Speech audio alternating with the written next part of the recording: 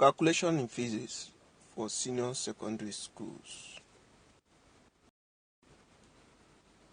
Contents: concepts of position, motion, and time. 1.1 we'll be dealing with position, distance, and displacement. In 1.2 we'll be dealing with motion. Under it we look into friction and circular motion. In 1.3 we deal with speed and velocity. But at chapter 1.4 we deal with rectilinear acceleration. Then 1.5 we deal with scalar and vector quantities. In 1.6 we deal with projectiles. At 1.7 we deal with equilibrium of forces. Then in 1.8 we deal with simple harmonic motion. Then in 1.9 we deal with density and relative densities. Then we now do the exercise. Concepts of position, motion, and time. Then we are looking at chapter 1.1, the position, the distance, and the displacement. Position. Position is a location of a point using rectangular coordinates, x and y axis. When writing the coordinate of point, x is written first, then followed by y. Example 1. The point A in bracket x2 minus 3 closing bracket has the value of x as 2 and that of y as minus 3. Represent this point on the Cartesian coordinate. Now, solution.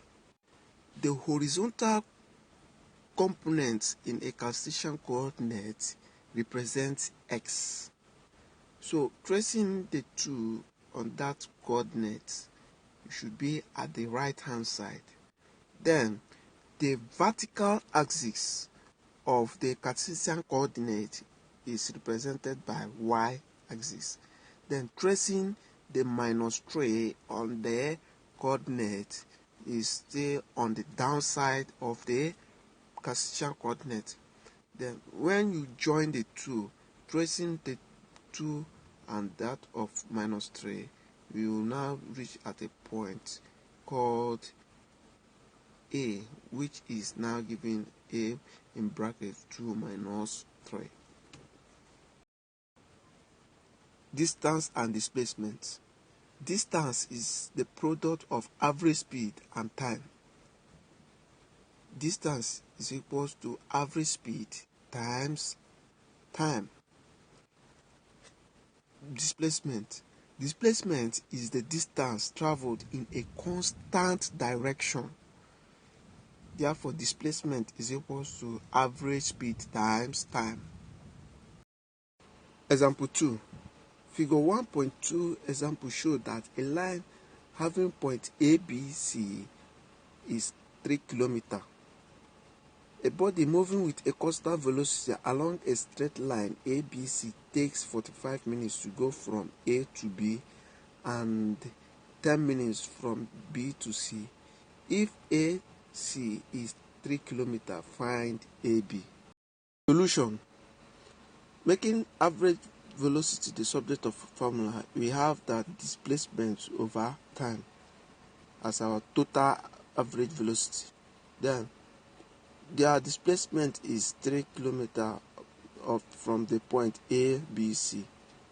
Then we are now looking for the total time, which is the time it takes 45 minutes to go from A to B and 10 minutes to go from B to C. The total time, which we now have as 55, will be our time minute. Then the total average velocity of the movement is 3 over 55 km per minute. But displacement is equals to average speed v times time t. Displacement AB is equals to 3 over 55 times 45, which will give us 2.45 km. Example 3. A man walked 1 kilometer due east and then 1 kilometer due north. Looking at this solution, looking at this Cartesian coordinates of 3 cardinal points of figure 1.3 example, the man walked 1 kilometer due east and then 1 kilometer due north. Now we are asked to calculate, we will now find the resultant of the displacement. Solution. According to Pythagoras theorem, the square root of the hypotenuse is equal to the sum of the square root of the other two sides. Since the man walked 1 kilometer due east and then 1 kilometer due north, the resultant will be r squared equals to 1 squared plus 1 squared, which is equals to 2. Therefore, r is equals to square root of 2. Tan theta is equals to 1 over 1, which is equals to 1. Therefore, tan inverse of 1 is 45. Therefore, the displacement r is equals to square root of 2 kilometer northeast. Example 4. An aircraft traveled from Calabar to Kano as follows. It flew first to Ilorin, covering a distance of 300 km, 30 degrees west of north, and then flew 400 km, 60 degrees east of north to Kano. What is the resultant displacement? Solution. Figure 1.4 example shows the diagrammatic representation of the movement of the aircraft. The first coordinate, Cartesian coordinates, represent the movement of the aircraft from Calabar to Ilorin at covering a distance of 300 km, 30 degrees west of north.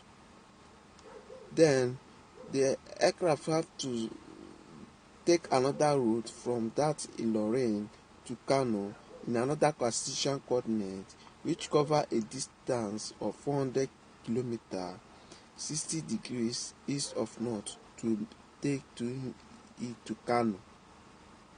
What we are now looking for is the displacement, which is the resultant displacement from Kano to Calabar, which is now represented as r.